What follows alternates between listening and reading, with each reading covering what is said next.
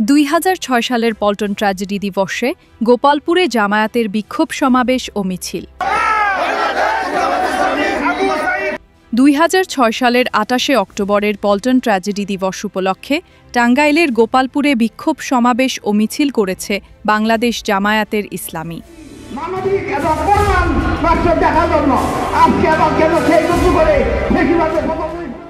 বুধবার বিকেলে উপজেলা থানা চত্বরে আয়োজিত এই সমাবেশে সভাপতিত্ব করেন উপজেলা আমির অধ্যক্ষ হাবিবুর রহমান তালুকদার। প্রধান অতিথি হিসেবে বক্তব্য রাখেন টাঙ্গাইল 2 আসনের জামায়াত মনোনীত সংসদ সদস্য পদপ্রার্থী মাওলানা হুমায়ুন কবির।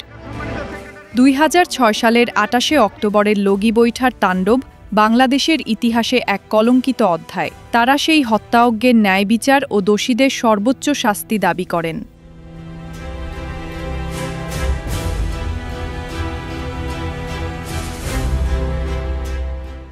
সমাবেশ শেষে একটি বিক্ষোভ মিছিল উপজেলা বাজার ও প্রধান সড়ক প্রদক্ষিণ করে বাসস্ট্যান্ডে গিয়ে শেষ হয়। এতে উপজেলা ও ইউনিয়ন পর্যায়ের জামায়াতের ইসলামী এবং ইসলামী ছাত্র শিবিরের বিপুল সংখ্যক নেতাকর্মী অংশগ্রহণ করেন।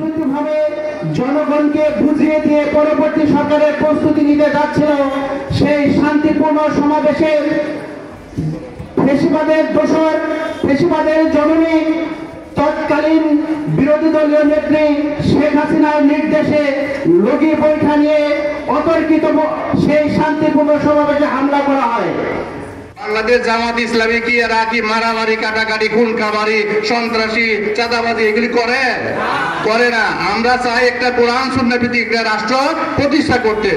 আসুন আমরা সকলে মিলে এই বাংলার জমিনে একটা দিন প্রতিষ্ঠা করি, ইসলামী রাষ্ট্র গঠন করি। এই আলোচনা রেখে আমার সংক্ষিপ্ত কথা এখানে শেষ করছি। আসসালামু আলাইকুম।